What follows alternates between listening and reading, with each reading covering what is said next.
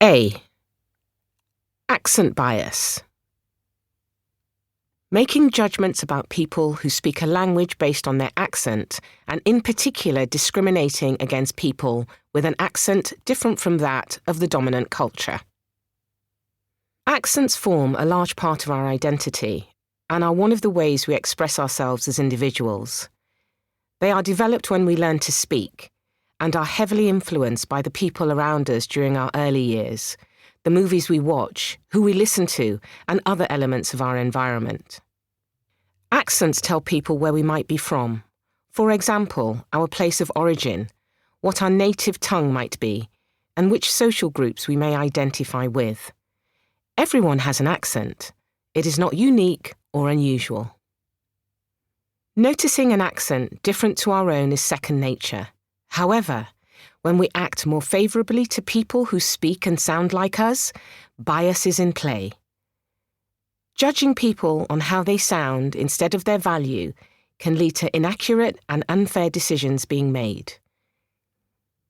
This can be in the form of perceived capability, intelligence, pain thresholds, earning potential, and educational achievement.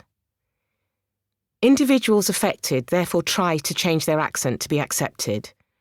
This is not sustainable and can lead to exhaustion and stress, as rejecting a person's accent also rejects their identity. In the workplace, employers rarely consider accent bias a form of discrimination.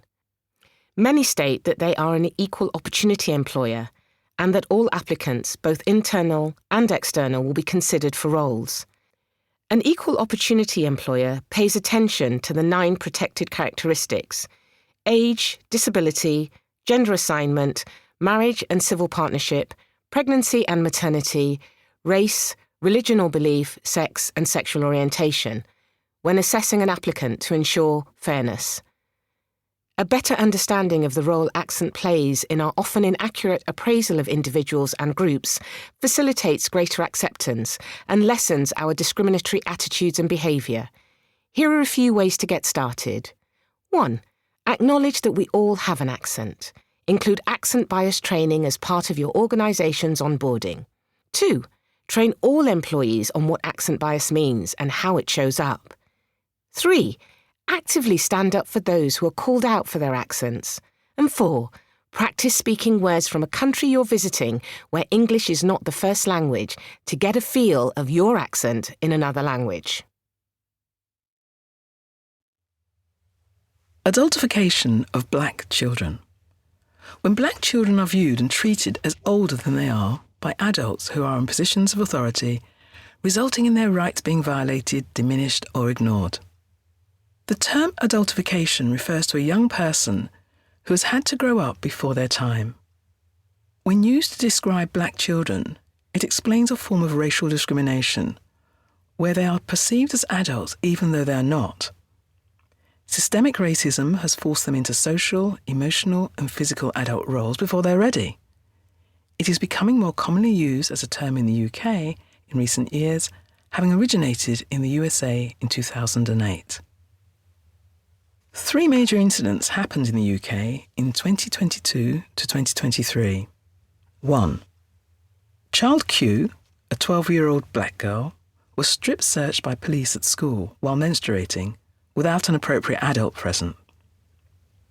2. 2 black brothers aged 13 and 15 were at a station in Bromley where one forgot their train pass. Excessive and physical force was used on the 15-year-old by 4 male adults, including holding his neck and forcing it towards a wall. 3. In 2023, a black teenage boy aged 15 was wrestled to the ground and handcuffed in a well-known pharmacy by 2 privately employed civilian security staff. In these examples, the black children were treated as though they had more agency and capacity to safeguard themselves. They were treated as mature and resilient. All black children are at risk of this type of discrimination, which has extremely damaging effects. Adultification can also impact children mentally due to missing out on formative milestones in adolescence. It can harm their ability to make and maintain healthy relationships with others. Sinead George, psychotherapist and founder of Culture Minds Therapy, explains. Not being seen as the child you are can make you feel less than, which in turn can impact you emotionally, physically, and mentally, making you feel ignored and disregarded.